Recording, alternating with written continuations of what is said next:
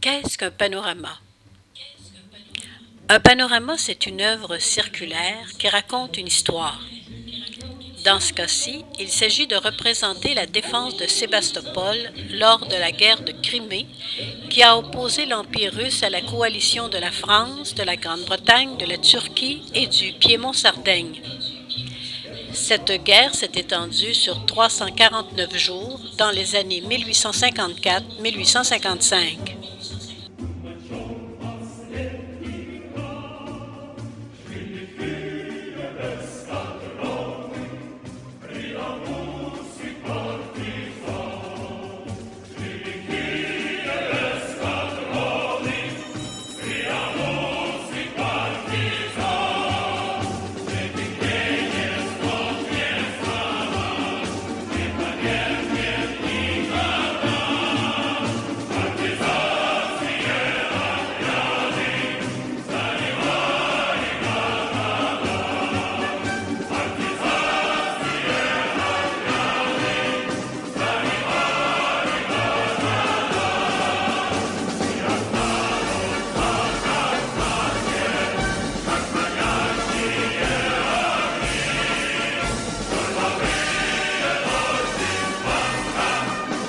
La particularité du panorama, c'est qu'il se compose de deux plans, le plan pictural et le plan des objets.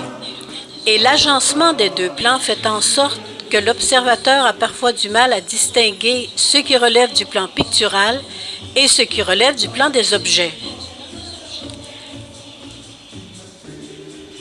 Réalisé par le fondateur de l'école russe du panorama, Franz Roubaud, il a été inauguré en 1905, soit quelques 50 ans après la guerre de Crimée et après 3 ans de travail.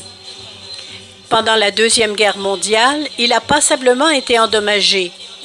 On l'a reconstruit et c'est vers le centenaire de la bataille, soit en 1954, que s'est tenue la seconde inauguration.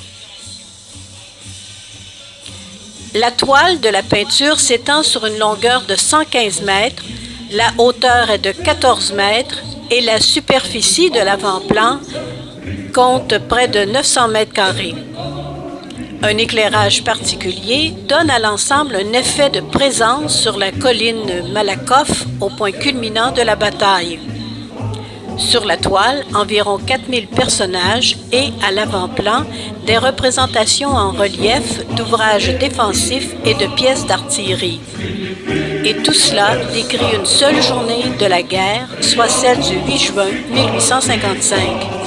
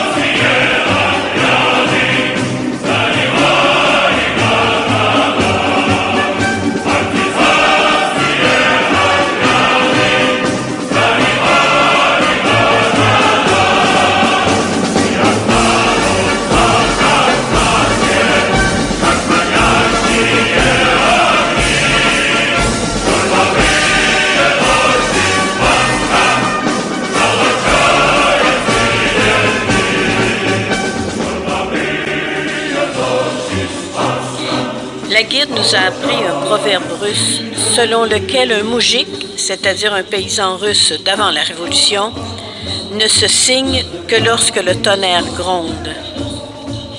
Et ce jour-là, le tonnerre gronda pour de nombreux soldats des deux camps.